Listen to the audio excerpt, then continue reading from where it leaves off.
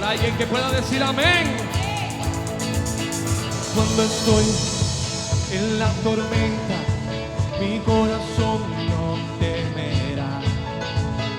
Cuando estoy desesperado, tu mano no me soltará. Cuando me encuentro sin aliento, yo sé que todo siempre tú lo haces bien. Yo sé que todo siempre tú lo haces bien. En maravillas tu mano lo hará, por todo lo vencerá.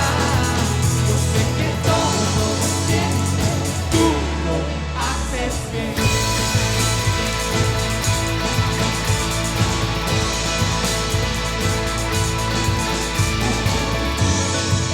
Por esos valles tú vas conmigo, tú eres fiel.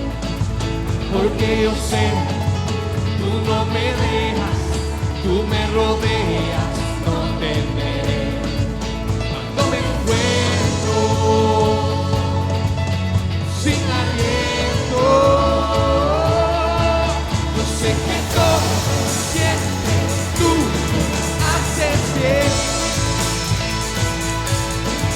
Yo sé que todo siempre tú lo haces bien. ¡Aleluya! Maravillas, tu mano lo hará, tu amor todo lo vencerá. Yo sé que todo siempre tú lo haces bien.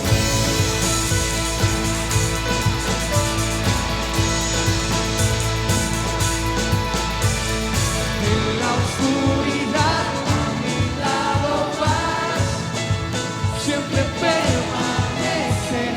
En cada temor de tu lado voy, siempre me sostienes. En la oscuridad a mi lado vas, siempre permaneces.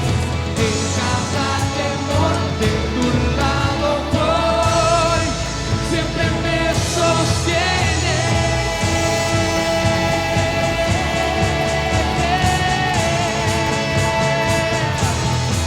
Yo sé que todo siempre tú lo haces bien.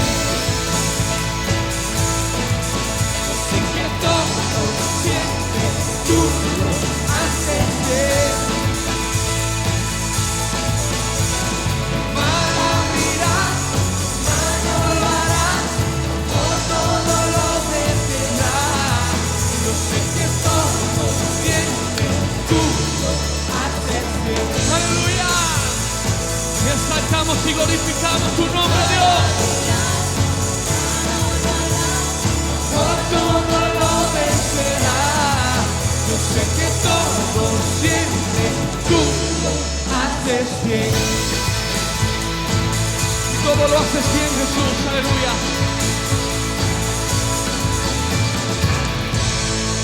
Aleluya. Te exaltamos, Dios. Bendito eres, Jesús.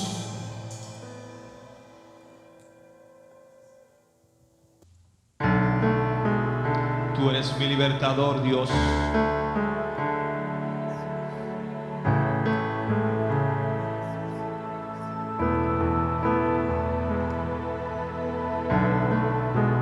Aquí estoy quieto en el secreto, mientras Dios hace su obra en mí, y permanezco adorando al Maestro. Su firme amor nunca termina. Aunque no pueda ver ni logre entender, su mano nunca me soltará. Mientras levanto esta canción, Dios obra mi favor. Su presencia se mueve aquí.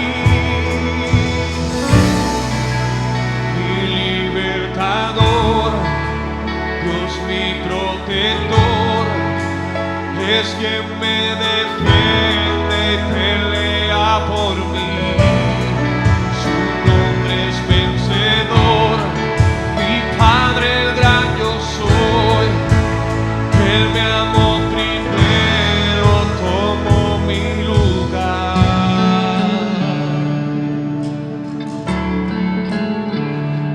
Oh,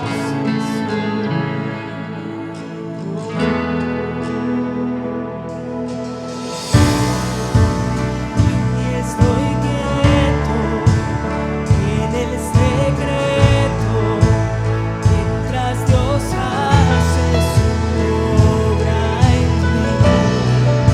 Aquí permanezco, adorando al Maestro. Su firme amor nunca termina. Aunque no pueda ver ni logre entender, su mano nunca me soltará. Mientras llegando esta canción, Dios obra a mi favor, su presencia se mueve aquí. Mi libertador, Dios mi protector, es quien me defiende y pelea por mí. Su nombre es vencedor, mi Padre gran yo soy. Él me amó primero, tomó mi lugar. Mi libertador, Dios mi protector, es quien me defiende y pelea por mí. Su nombre es vencedor, mi Padre gran yo soy. Él me amó primero, tomó mi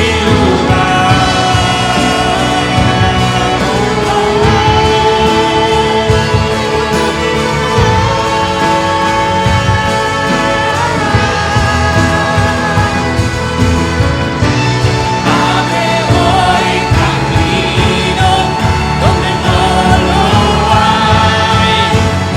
En la tormenta me hace descansar.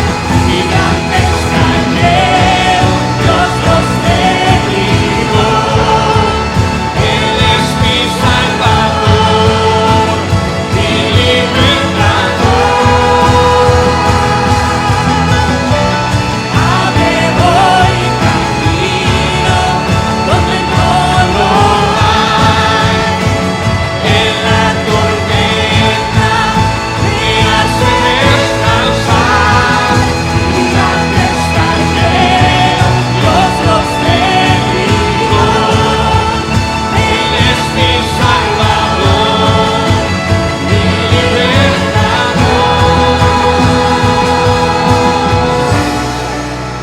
mi libertador, Dios mi protector, es quien me defiende y pelea por mí. Su nombre es vencedor, mi Padre gran yo soy. Él me amó primero, tomó mi lugar.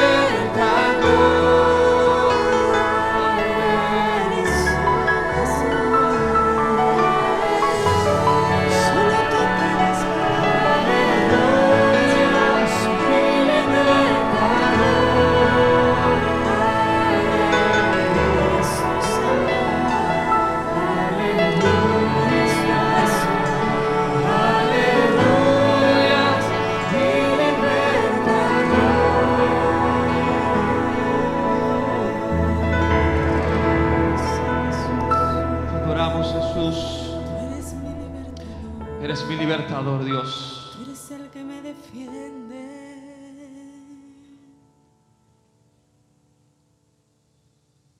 Aleluya. Dios les bendiga. Soy el pastor Arcadis de Familia Cristiana Cuba y desde aquí estamos enviando un saludo a todas nuestras sedes globales y a nuestras sedes nacionales. Saludos a nuestros hermanos en La Habana, en Bayamo, en Matanzas y en todo Santiago de Cuba. Y saludamos también a cada uno de ustedes en sus hogares y los familiares que junto a ustedes se unen cada domingo para compartir juntos la palabra del Señor. Hemos estado compartiendo con ustedes una serie acerca de la resurrección y recientemente estamos respondiendo a preguntas difíciles, pero hoy, de manera muy circunstancial y de manera muy especial, vamos a hacer una breve pausa en lo que venimos tratando. Vamos a continuar a partir del próximo domingo, les prometo, con la serie que veníamos caminando, pero entendimos de parte del Señor que necesitamos hacer esta pausa y tocar algunos puntos en los que el Señor quiere animarnos y el Señor quiere ayudarnos a comprender. Y esa es la riqueza de la palabra de Dios, que tiene respuesta aún en medio de nuestras circunstancias y en medio de nuestros problemas. En breve les voy a decir el texto que vamos a usar como texto central para el día de hoy, pero antes quiero invitarles a orar y a pedirle una vez más al Señor que todavía hasta este momento en que vamos a abrir nuestra boca para usar su palabra, Él nos guíe por su Espíritu Santo y que ahí donde ustedes están también puedan tener entendimiento de parte del Señor para lo que Él quiere decir a su pueblo. Dios, te damos gracias por este día, te damos gracias por tu palabra, porque ella cumplirá el propósito por el cual tú la has enviado a nuestros corazones. Y oramos que tu Espíritu Santo traiga una vez más en este preciso momento claridad a la hora de exponer tu palabra y también traiga discernimiento y entendimiento y que podamos responder de manera decisiva en aquello que tú quieres enseñarnos y conforme al propósito que tú quieres hacer cumplir en nuestras vidas. En el nombre de Jesús. Amén. Bueno, en estos días, como es conocido por todos nosotros como cubanos, pero también alrededor del mundo, la humanidad está viviendo procesos bien complicados. Y si nos circunscribimos a Cuba, nuestro país, también sabemos los cubanos cuán difíciles son los tiempos que estamos viviendo en diferentes órdenes. Así que en esta mañana vamos a usar la palabra de Dios sin sacarla de contexto y sin forzar lo que la Biblia dice. Pero la Biblia es para todos los tiempos, bendito sea el Señor. Y la Biblia tiene principios que fueron válidos para el contexto en que esa palabra fue escrita o dicha y ha trascendido a los tiempos para alcanzarnos a nosotros y usando esos mismos principios poder enfrentar los tiempos difíciles que estamos viviendo. Los tiempos de crisis son tiempos que se prestan para diversidad de manifestaciones, en este caso en los seres humanos. Los seres humanos por naturaleza, después de la caída, somos cambiantes. Eso es algo que sabemos de nosotros mismos, pero especialmente los tiempos de crisis nos prueban, porque las crisis tienen la peculiaridad, yo diría, de que hacen salir de cada uno de nosotros diversidad de emociones, diversidad de conductas. Hay personas que en tiempos de crisis crecen de una manera vertiginosa y después de la crisis son mejores personas. Pero hay quienes después de la crisis son peores personas. Hay personas que han enfrentado situaciones de crisis, lo sabemos inclusive por la Biblia, y después de la crisis pues han glorificado a Dios y han sido testigos de una transformación en sus vidas. Y repito, ya hay personas que en medio de una crisis o después de una crisis han venido inclusive a la destrucción de sus vidas debido a la manera en que la crisis ha contribuido o no en su vida. Y hoy justamente yo quiero hablar al pueblo de Dios. Y posiblemente me están escuchando como siempre cada domingo personas de la familia que no necesariamente son cristianos, pero esta palabra también les hará bien, porque creo que es una palabra para toda persona que se pueda sentar y escucharla. Y yo creo que por eso la Biblia es tan relevante, porque tiene la palabra oportuna y la enseñanza oportuna para cada momento.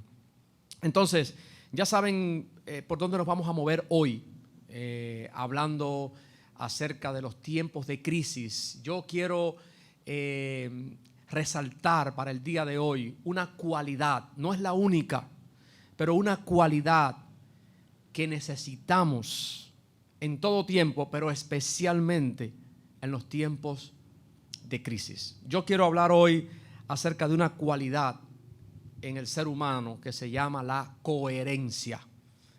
Y fíjese que la palabra va a estar apareciendo ahí en la pantalla. Coherencia. Quizás usted alguna vez ha oído esa palabra, quizás nunca la había escuchado, o quizás la ha escuchado pero no sabe cuál es el significado exacto de la palabra coherencia. Y yo quiero, repito, resaltar esa palabra hoy. Y yo encuentro que en la Biblia hay enseñanzas de las cuales se desprende que podemos practicar esas enseñanzas siendo personas coherentes. Entonces, ¿qué es la coherencia? Yo busqué en un diccionario un concepto, un significado para hoy que pueda ser claro y que nos ayude a entender qué es la coherencia. Y voy a leer dos significados que me interesa que ustedes tengan presentes a la hora de interactuar con esta palabra. El primer significado, coherencia, es la relación lógica entre dos cosas o entre las partes o elementos de algo, de modo que no se produce contradicción ni oposición entre ellas. Voy con otro que es un poco más sencillo y probablemente para algunos será más fácil.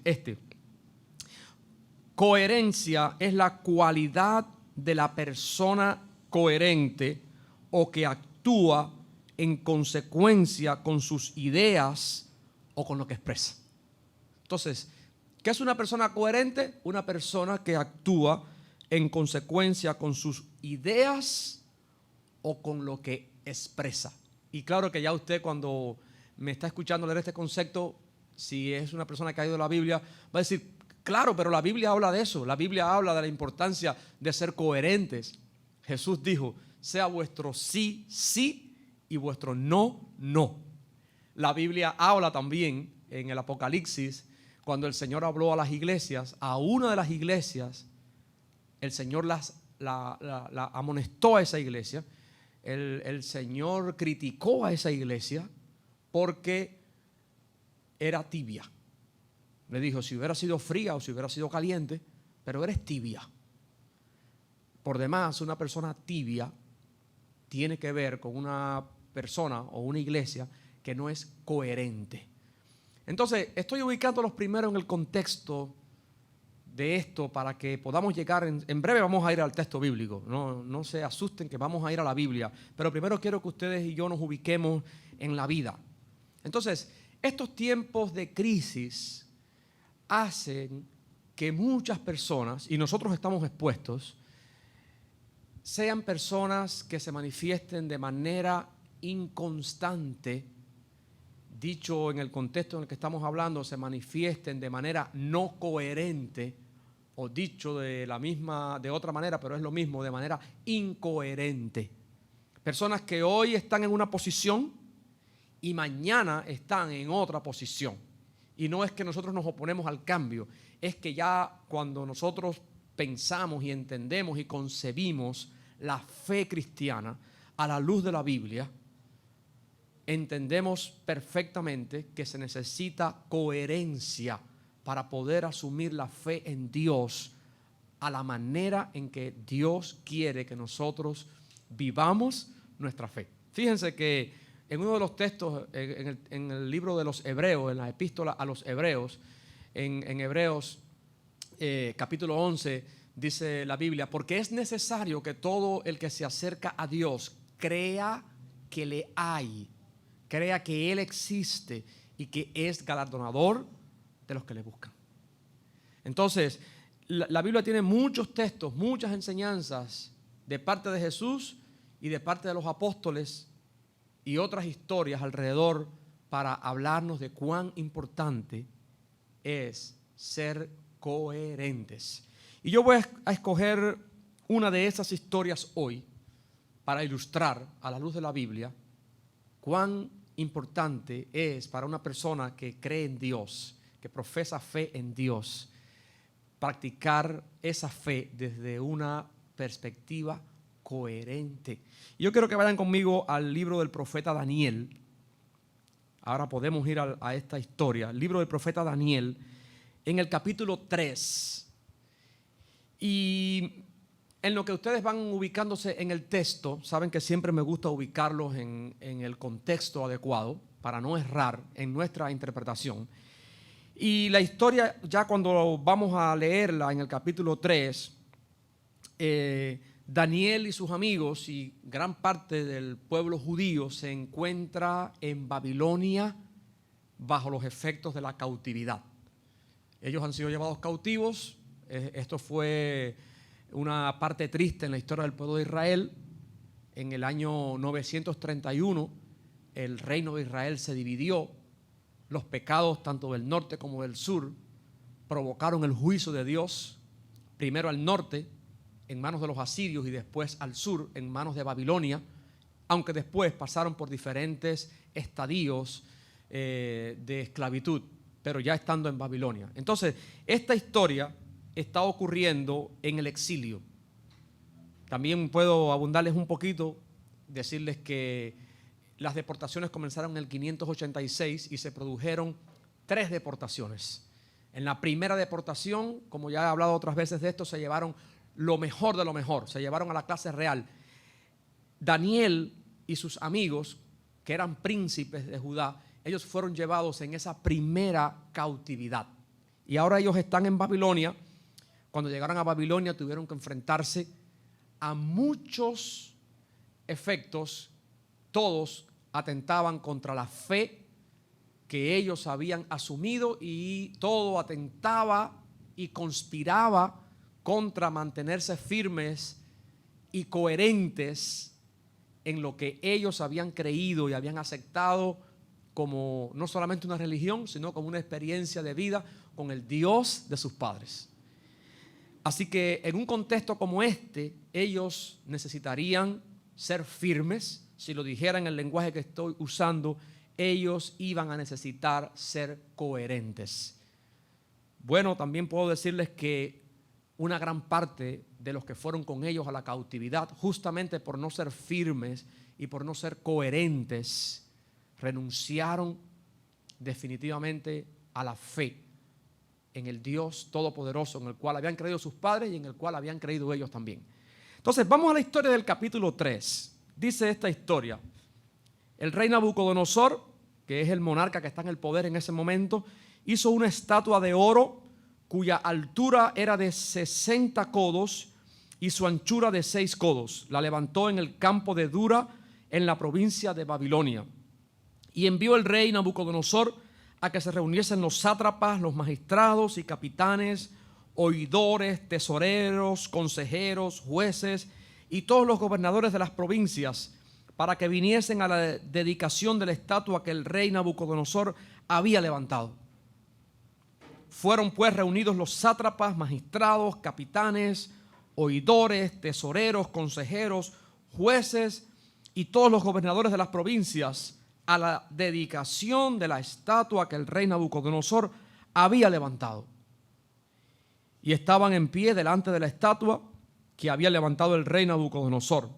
Y el pregonero anunciaba en alta voz: mándase a vosotros, oh pueblos, naciones y lenguas, que al oír el son de la bocina, de la flauta, del tamboril, del arpa, del salterio, de la zampoña y de todo instrumento de música, os postréis y adoréis la estatua de oro que el rey Nabucodonosor ha levantado. Y cualquiera que no se postre y adore, inmediatamente será echado dentro de un horno de fuego ardiendo. Así que si esta historia se le estuviera enseñando a los niños, se les diría que este es el problema de la historia. Pero no hace falta ser un niño, los adultos también, jóvenes, adolescentes, tienen que saber cuando estén leyendo un libro como este, que en esta parte es un libro histórico, aunque después se torna profético. Este es el problema de la historia.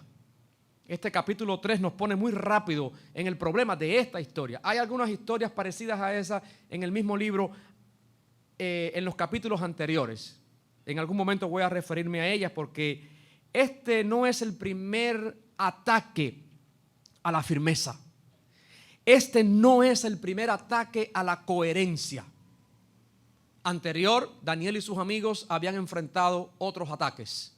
Cuando ellos llegaron a Babilonia, como una estrategia diabólica, lo primero que hizo este imperio en Babilonia fue que les cambió los nombres. Algo que era tan importante para los hebreos, el nombre. El nombre representaba la experiencia al nacer, representaba la experiencia con Dios. Ahora ellos los estaban tratando de despojar de todo eso. Y sus nombres fueron cambiados. Sus costumbres intentaron ser cambiadas. Entonces, en una historia anterior a esta, en el capítulo 2, ellos son invitados a comer de la comida de palacio. Y mucha gente no entiende esa parte. Mucha gente entiende que qué cosa tan tonta, pero qué fundamentalismo de Daniel y sus amigos. No quisieron comer los manjares del rey. No, los que han visto la película, porque es los que mejor pueden quizás entender eso, a menos que lo hayan leído en otro lugar, entenderían que comer la comida del rey no era tan sencillo como está escrito ahí. Comer la comida del rey significaba participar de todo un ritual que iba en contra de la experiencia de adoración que ellos habían creído, vivido y experimentado. Comer de la comida del rey y participar en ese momento de la comida del rey era unirse a un culto pagano para la fe que ellos habían aceptado. Así que esta no es el primer ataque a la coherencia, a la firmeza, no es el primer ataque a la fe. Entonces van a notar lo siguiente, hay una orden dada. Babilonia era un imperio totalitario y Nabucodonosor era un rey totalitario. Si Nabucodonosor decía que había que hacer eso, había que hacerlo. Y ya venía prescrito las consecuencias por la violación de no hacer lo que estaba establecido o estipulado. Para una persona en este tiempo que hubiera tenido fe en el Dios de los hebreos, en Yahvé, esto era un desafío absoluto a la fe. Esto es un tiempo de crisis porque están viviendo en una nación extranjera, son esclavos en una nación extranjera, el templo de ellos ha sido destruido. En el concepto popular de la época, dos dioses se han enfrentado, Marduk y Yahvé, y en la creencia falsa de la época, en una incorrecta interpretación, Yahvé ha perdido en el combate con Marduk. En esta época, en el contexto, ha habido una lucha entre dioses. Es como la gente lo concibe. Y la gente lo que está diciendo la multitud, es que Marduk ha ganado y que Yahvé ha perdido. Entonces algunos judíos van a acentuar su crisis.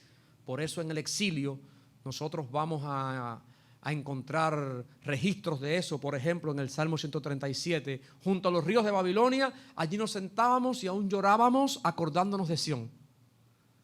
Y la gente nos pedían que cantáramos algunos de los cánticos de Sión. Y miren la respuesta de algunos judíos.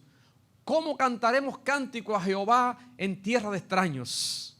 Hay un sentimiento que todavía no está aflorando, pero lo estoy dando en todo el cuadro completo, porque realmente el exilio fue un periodo crítico, fue un periodo de crisis, y una de las características de ese periodo de crisis fue lo cambiante de la gente. Entonces vamos a ver lo que sucede aquí. Hay un desafío a la fe, hay un desafío a la coherencia, hay un desafío a la firmeza.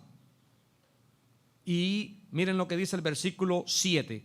Por lo cual, al oír todos los pueblos, claro, no está hablando de los judíos todavía, por lo cual, al oír todos los pueblos, miren, vamos a decir la mayoría, todos los pueblos, el son de la bocina, de la flauta, del tamboril, del arpa, del salterio, de la zampoña y de todo instrumento de música, otra vez, todos los pueblos, naciones y lenguas se postraron.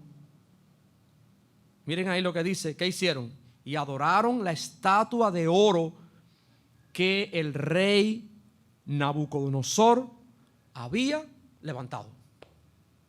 Porque hay gente que, como no vive en términos de fe, en cierta manera, en el concepto de ellos, la coherencia no les hace falta.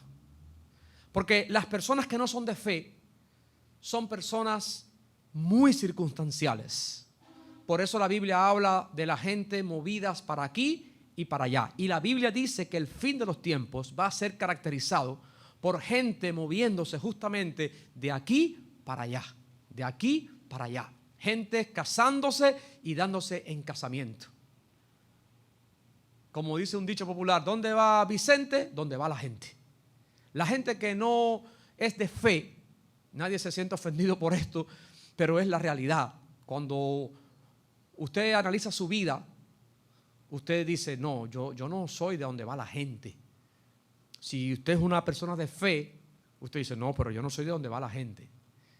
Yo voy donde va Dios.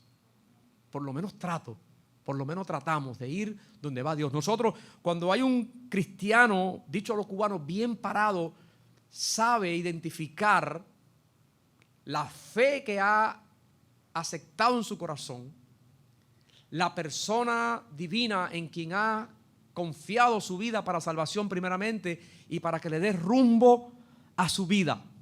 Entonces, aquí hay un conflicto con la multitud, porque la multitud está caracterizada aquí. Las multitudes tienden a esto. ¿Qué hay que hacer? ¿Adorar una estatua? Vamos a adorar la estatua. ¿Qué hay que hacer? ¿Repetir un discurso? Repetiremos un discurso. ¿Qué hay que hacer? ¿Tocar una música? Tocaremos una música. ¿Qué hay que hacer? Una multitud, gritar, enalborar, hacer. Eso es lo que la multitud va a hacer. Porque las multitudes, especialmente, quiero decir, sin Dios, no les interesa la coherencia, son circunstanciales.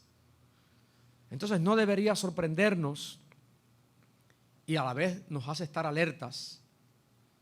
Por eso el cristiano tiene definido a quién agrada y a quién sirve. Y por eso Jesús habló de eso también. Por eso nosotros no tenemos que esperar el aplauso de la gente ni de la multitud.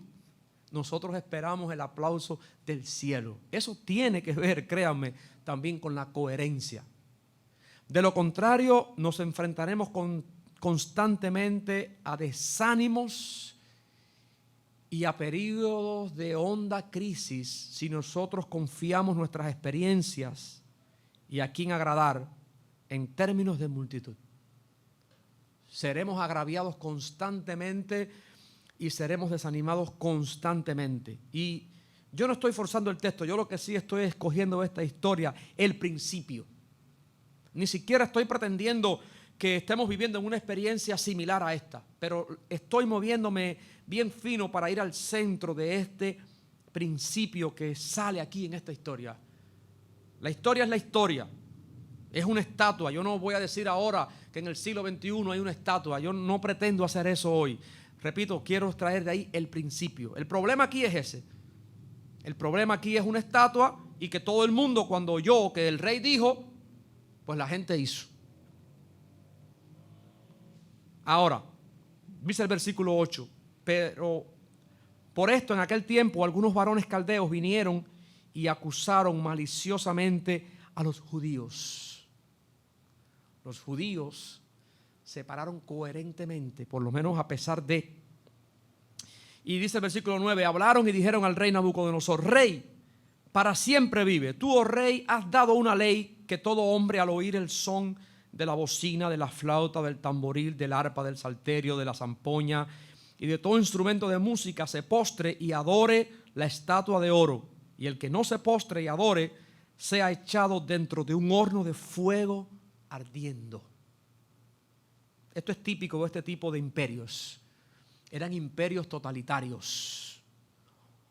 O lo haces o sucumbes. No hay opción, o lo haces o no lo haces. O lo haces o sucumbes. No es que o lo haces o no lo haces. Si no lo haces implica horno de fuego. Eso se llama un imperio totalitario. El rey Nabucodonosor dice y hay que hacerlo. Y la gente que no es coherente repite lo mismo, porque la gente que no es coherente no tiene principios. Saben muchos que no están de acuerdo con Nabucodonosor. Probablemente algunos ni querían hacer eso, pero lo dijo Nabucodonosor y hay que hacerlo. Entonces dice que le dijeron: hay unos varones judíos, los cuales pusiste sobre los negocios de la provincia de Babilonia, Sadrach, Mesach y Abed-nego. Estos varones, oh rey, no te han respetado. Le estaban poniendo un cartel. Es típico de un imperio totalitario. Babilonia era un imperio así. Babilonia, como un imperio totalitario, apelaba a poner carteles para desmantelar y para desacreditar. Y esto lo vamos a ver justamente en este libro y en el libro de Esther y en el libro de Nehemías también. Dice: estos reyes, estos varones no te han respetado. Mentira. Es que en este tipo de imperios ser coherente, ser libre, porque la libertad está aquí en la mente. La libertad no es hacer lo que a la gente le da la gana. La libertad justamente tiene que ver con coherencia. Pero para este tipo de gente, pensar diferente y pensar coherentemente y tener principios es un cartel. No te respetan. Y eso es mentira. En ningún momento estos jóvenes habían irrespetado a Nabucodonosor. Estos jóvenes lo único que tenían, si es un defecto lo es y lo seguirá siendo, tenían principios. Tenían fe. Habían tenido una experiencia con el Dios verdadero y vivían conforme a esa experiencia. Pero las personas no coherentes no entienden de eso. Las personas no coherentes no entienden de libertad. Las personas no coherentes no entienden de principios y no entienden de firmeza. Y le pusieron un cartel a estos jóvenes: estos varones no te han respetado. Esto sí era verdad. No adoran tus dioses. Aquí hay un vestigio, lo puse en un trabajo que hice hace poco, de violación del derecho a la libertad religiosa, aunque no es el nombre que aparece aquí. No adoran tus dioses, ni adoran la estatua de oro que has levantado. Claro, eso sí es verdad. Pero ¿saben por qué eso era verdad? Porque ellos eran coherentes. Porque ellos tenían una fe depositada en el Dios altísimo al cual habían conocido. Entonces Nabucodonosor, que se había servido de favores muy especiales de Daniel y de estos muchachos, justamente como es no coherente, con todo respeto, él reacciona. Nabucodonosor dijo con ira y con enojo. No pensó. Miren a lo que lleva la incoherencia: a no pensar, a no valorar, a considerar a las personas un objeto. Es más importante el capricho de Nabucodonosor que los valores de esos jóvenes. Para un imperio totalitario como el de Nabucodonosor, pensar diferente era un pecado. Y estos jóvenes pensaban diferente. En un imperio totalitario, pensar diferente es un pecado. Y entonces él arde en ira, se le olvidó la ira, la incoherencia lo hizo olvidarse del valor humano, de la vida y del valor humano de estos muchachos. Y ellos, a manos de Nabucodonosor y de su imperio, iban a ser víctimas de este imperio totalitario. Entonces dice, mandó que trajeran a Sadrad, Mesach y Abednego. Al instante fueron traídos estos varones delante del rey. Habló Nabucodonosor y les dijo. Y ojo, porque aquí hay un principio increíble. Porque a los cristianos que me están escuchando, para vivir estos tiempos difíciles, nuestra coherencia va a ser desafiada. Nuestra fe va a ser desafiada. Y vamos a ser llevados a cualquier lugar. Y es el momento donde esa prueba de coherencia va a ser aprobada o desaprobada. Porque esto no es cualquier cosa, esto intimida. Ir delante de un rey siendo desafiado a ser coherente. Mírenlo aquí. Habló Nabucodonosor y les dijo, es verdad, Sadrad, Mesach y Abednego. Ahora imagínense el cuadro. Eso no es una conversación amigable. Eso es una conversación con guardias alrededor, con gente armada alrededor. Es verdad, Sadrad, Mesach y Abednego, que vosotros no honráis a mi Dios, ni adoráis la estatua de oro que he levantado. Yo diría que eso es un desafío supremo a la coherencia y a la fe y a la integridad también. Él no los dejó contestar todavía, dice, ahora pues estáis dispuestos para que al oír el son de la bocina, de la flauta, o sea, todavía hay una oportunidad, del tamboril, del arpa, del salterio, de la zampoña y de todo instrumento de música, os postréis y adoréis la estatua que he hecho. Y aquí viene la parte coercitiva, propio de un imperio totalitario. Porque si no la adoraréis, en la misma hora, no los ha dejado contestar todavía, en la misma hora seréis echados en medio de un horno de fuego ardiendo. Y esta es la voz del diablo ahora. ¿Y qué Dios? Ahora hay un desafío de dioses aquí. Esto se torna en un tono espiritual. Aunque muchos no lo ven, pero se torna espiritual porque hay un desafío a la divinidad. ¿Y qué Dios será aquel que os libre de mis manos? Una incoherencia total de Nabucodonosor. Porque ese Dios que él está desafiando con estos jóvenes delante es el mismo Dios que les reveló por Daniel en oración el secreto de su sueño y el secreto de la interpretación y de un grupo de cosas que salvaron hasta el reino. Pero los incoherentes son así, un imperio incoherente. Hoy dice una cosa y mañana dice otra y desestima los valores humanos de aquellos que piensen diferente.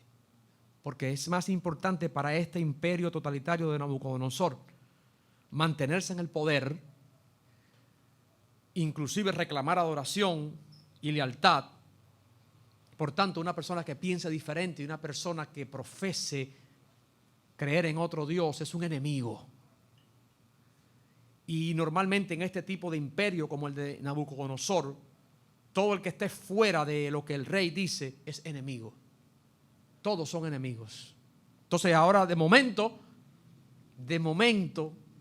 Daniel y sus amigos son ¿qué? Enemigos. ¿Y qué Dios será aquel que os libre de mis manos? O sea que él ha hecho un desafío terrible que ni él mismo sabe, porque la incoherencia lleva a eso.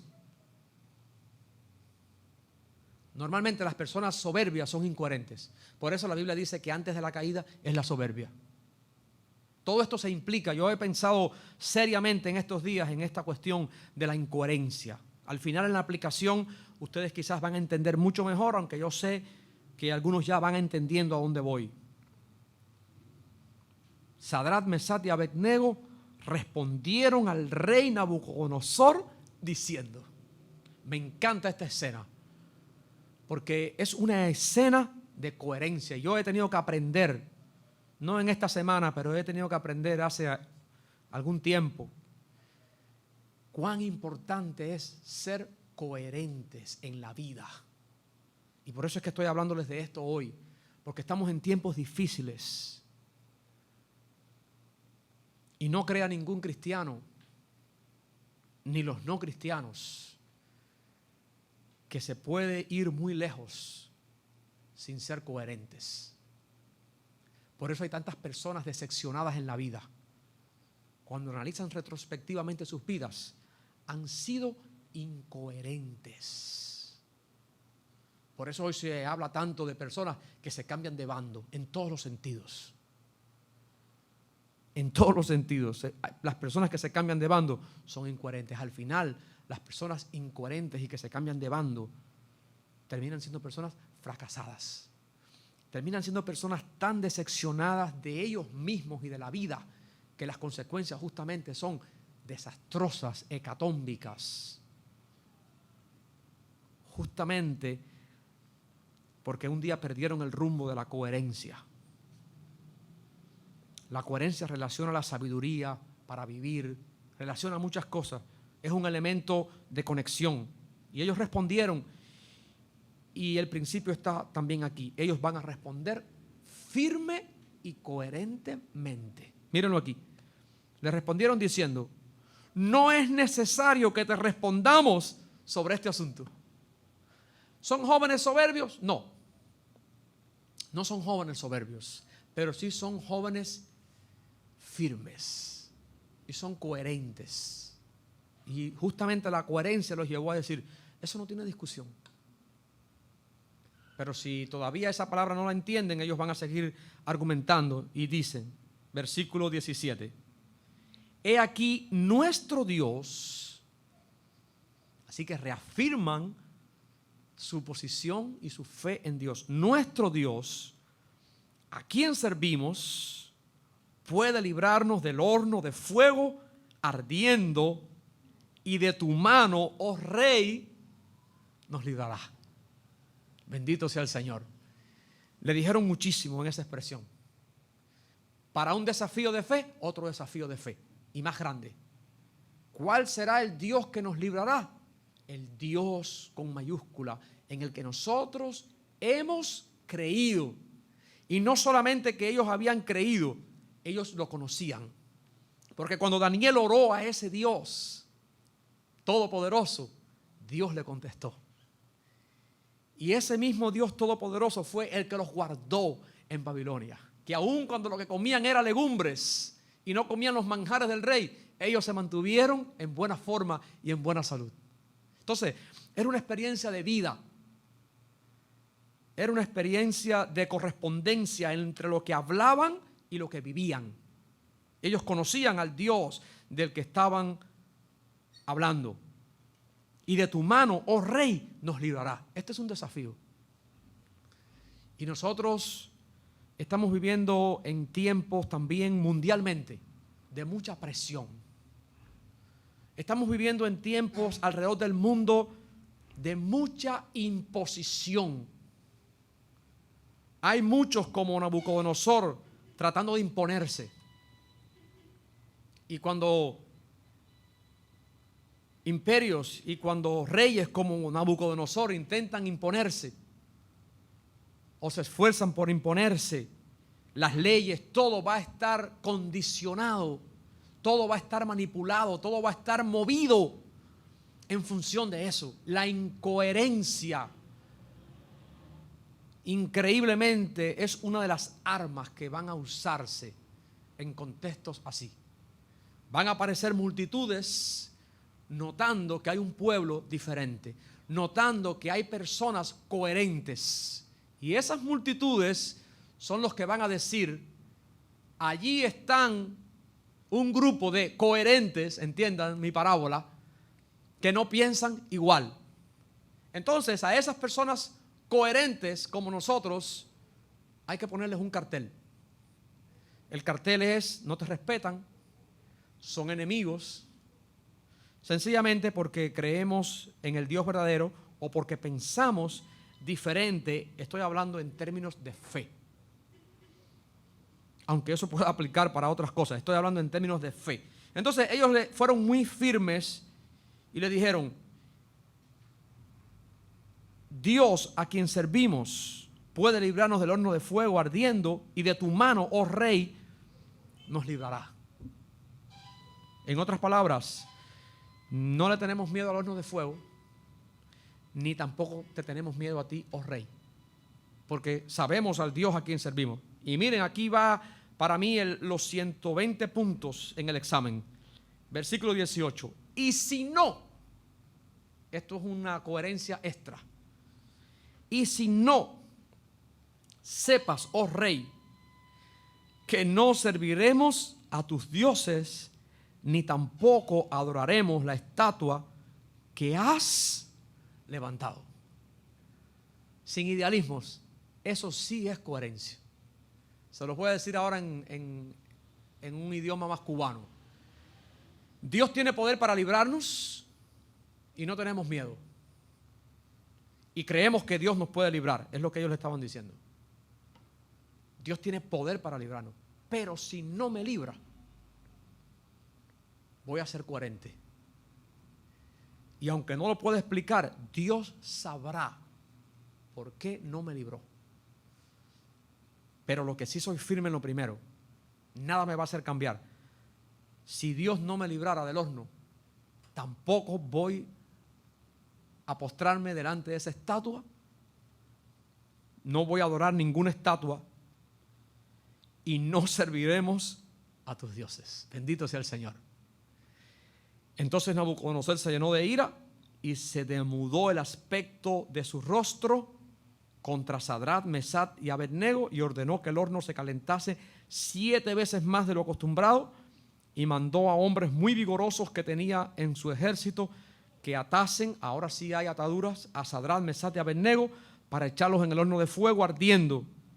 Entonces estos varones fueron atados con sus mantos, sus calzas, sus turbantes y sus vestidos, y fueron echados dentro del horno de fuego ardiendo.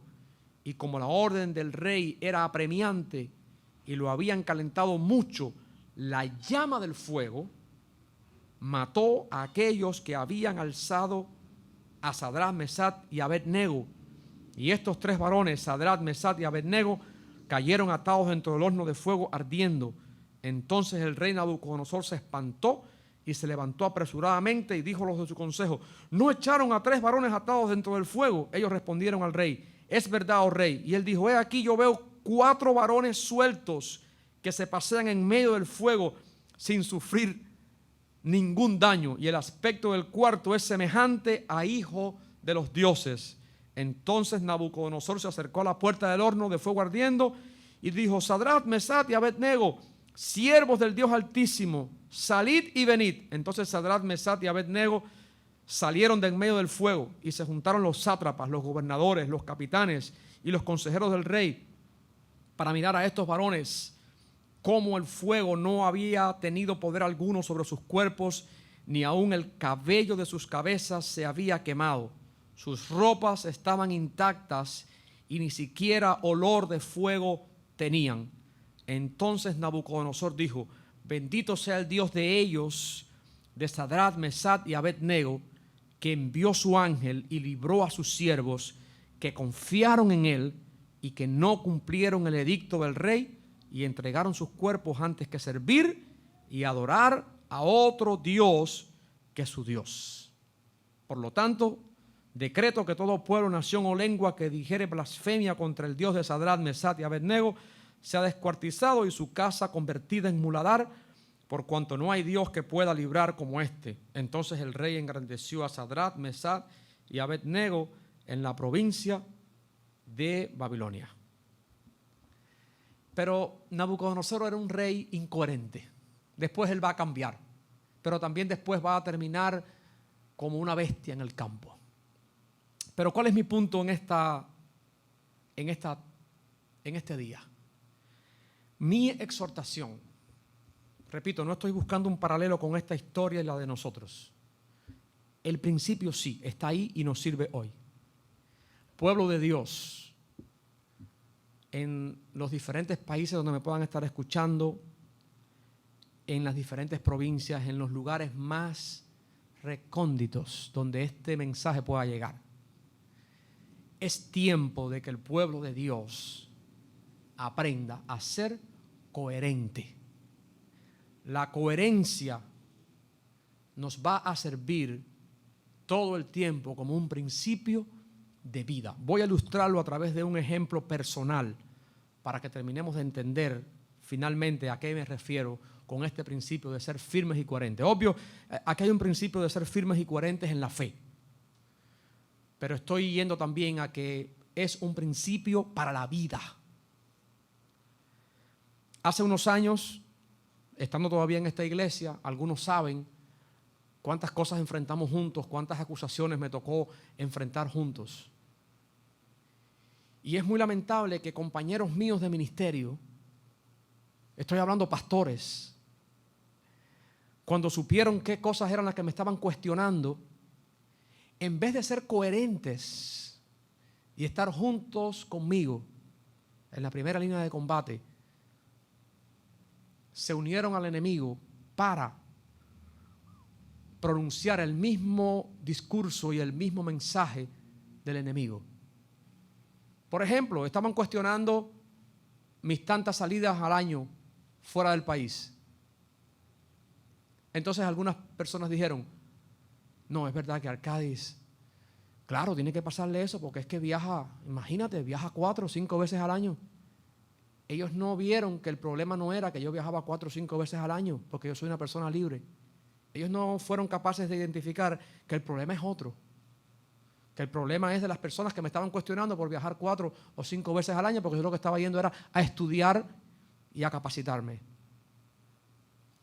Pero la falta de coherencia, la falta de firmeza lleva a eso. A veces, en nuestra comunidad,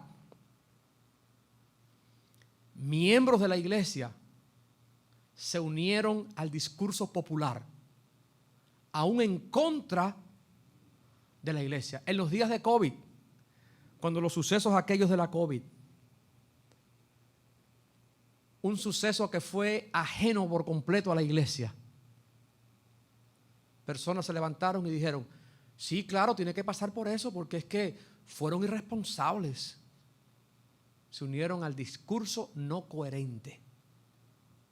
¿Entienden ahora lo que quiero decir con falta de coherencia? Cambiamos nuestro discurso muy fácilmente, aún en detrimento de nuestros hermanos en la fe. Y yo no estoy diciendo que apañemos los defectos de los hermanos en la fe, pero creo que a veces como cubanos, algunos de nosotros tenemos como característica de nuestras comunidades ser incoherentes. Repetimos muy fácil el discurso que repiten los demás, sin analizar origen, sin analizar los antecedentes, sin analizar la raíz del problema. Y un cristiano, para que sepan esto, en el principio bíblico, un cristiano es una persona coherente. Coherente primero que todo en términos de fe, porque eso aplica también. Hay algunos de ustedes que han estado en lugares y han negado al Señor, han negado que son miembros de una u otra iglesia, por una java de estímulo, por un viaje a no sé dónde, por un título. Y eso, además de negar la fe, es el resultado de un valor ético que no está formado en algunos. Se llama la coherencia. Y nosotros somos llamados a ser sal y luz de este mundo. Y podemos ser sal y luz de nuestras comunidades y de nuestra familia, enseñando a nuestros hijos justamente desde la casa, enseñando a nuestros vecinos a ser coherentes, a que haya una correspondencia entre lo que nosotros decimos que creemos, entre lo que nosotros hemos experimentado en Dios y como estilo de vida y lo que practicamos. Eso dará gloria a Dios y también va a producir un cambio en nuestras comunidades. Creo que una provincia como Santiago de Cuba, un país como Cuba, un continente como Latinoamérica y el mundo entero necesita que los cristianos, hoy más que nunca, estamos en estos tiempos de crisis, seamos gente coherente, gente de fe firme. Primero, gente que no niega a Dios y gente que tiene principios y los mantiene firmes en Dios desde el principio hasta el final. ¿Bajo qué circunstancias y consecuencias? Bajo las que sean. Bajo las que sean. Y quiero dar un mensaje también para esta semana, para todos los que han enfrentado batallas. La Biblia dice que toda buena dádiva, todo don perfecto viene de Dios. Y justamente porque somos coherentes, yo quiero invitarles en esta semana y para el resto de los días a no echar por tierra con incoherencias las bendiciones que Dios nos ha dado. Dios nos ha dado bendiciones. Dios ha usado personas para bendecirnos. Esta es una semana también para ser coherentes, siempre, pero en esta semana quiero ayudarles invitarles a levantarnos por encima de toda incoherencia. Las redes están llenas de incoherencias. Los barrios están llenos de incoherencias. ¿O no saben que las personas que son chismosas y las personas que inventan chismes son personas incoherentes? Son personas que se contradicen en su discurso. Tenemos un espectro de incoherencia grande. Quiero que sepan que si usted piensa seriamente en esto, usted se va a dar cuenta cuando usted vea la televisión, de la índole que sea, de cualquier país, usted se va a dar cuenta de la cantidad de incoherencias que hay en cualquier cadena televisiva y en cualquier cadena de radio y en cualquier canal de YouTube y en cualquiera de las redes sociales. Usted se va a dar cuenta que estamos rodeados de incoherencias. Entonces, nosotros somos llamados a ser coherentes. Lo que sí tenemos que estar seguros es de que esa coherencia que nos caracteriza viene de Dios. Y esta historia para mí me sirve para recordar cuán importante y cuánto me libra de temores y de incertidumbres el ser un hombre de Dios que practica la coherencia. Y el llamado también para las mujeres es ser mujeres de Dios que practican la coherencia. Quiero invitarles a orar en esta mañana. Señor, te damos gracias por tu palabra, te damos gracias por tu amor y tu presencia en nuestras vidas y por cada cosa que tú nos enseñas ante la vida. Gracias por una historia real como esta de Daniel y sus amigos que sobrevivieron a la arbitrariedad de un rey, a la arbitrariedad de un pueblo y de un país, de un imperio como Babilonia, siendo firmes en la fe, practicando una fe coherente a partir de lo que habían experimentado en conocerte. Ayúdanos en tiempos difíciles como estos a ser coherentes. Ayúdanos en tiempos como estos a ser agradecidos. Esa también tiene que ser nuestra coherencia. El mismo Dios que nos bendijo ayer es el mismo Dios que nos bendice hoy y nos va a bendecir mañana. Te agradecemos por tantas personas que has usado para bendecirnos. Te agradecemos, Señor, por tus iglesias. Te agradecemos por el pueblo cristiano en Cuba, el cual tú has de usar para bendecir a muchos más y para alcanzar a muchos más. Si nos toca mañana ser confrontados, ayúdanos a ser firmes y coherentes. En esta hora echamos fuera de nuestros corazones todo miedo, toda incoherencia y todo lo que no venga de ti. Nos aferramos a tus promesas y eso es coherencia. Y en tus promesas está protegernos, en tus promesas está bendecirnos y lo has hecho. En tus promesas está prosperarnos y lo has hecho y lo seguirás haciendo. Y queremos, Señor, ser firmes en honrarte a ti, en amarte a ti y servirte a ti y a nadie más. En el nombre de Jesús oramos que bendigas a tu pueblo ahora y siempre. Amén y amén.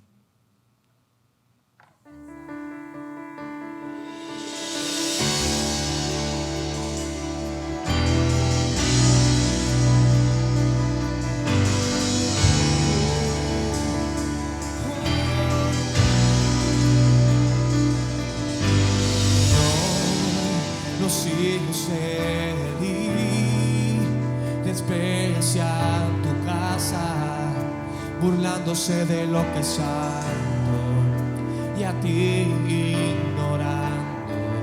Pero ven a mi encuentro, muéstrame tu gloria, tu gloria, tu voz yo quiero oír.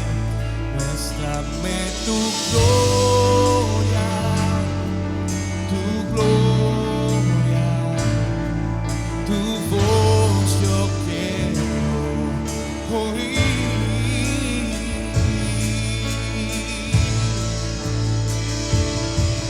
Cuando el mundo se olvide de tu ley, de ti me acordaré.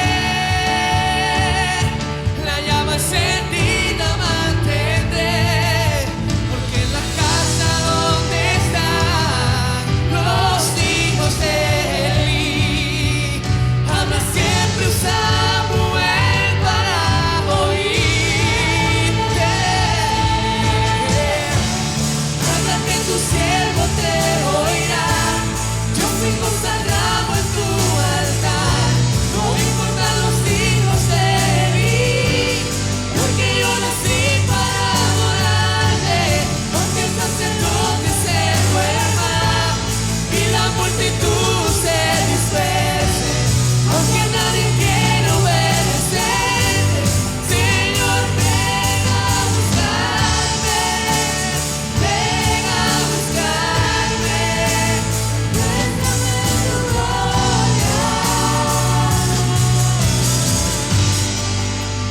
muéstrame tu gloria.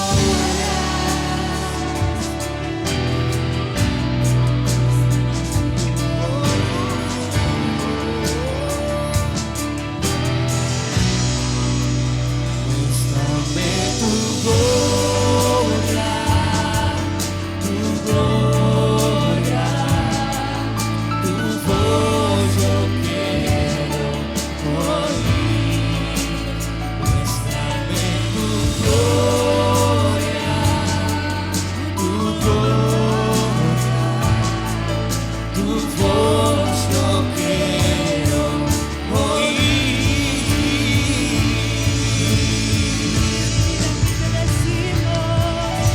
Que el mundo se olvide de tu ley, de ti me acordaré.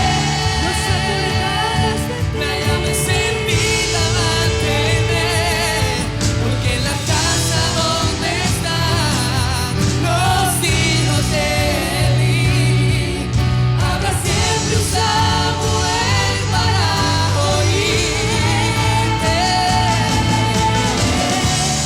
Habrá quien tu siervo te oirá. Yo fui consagrado en tu altar.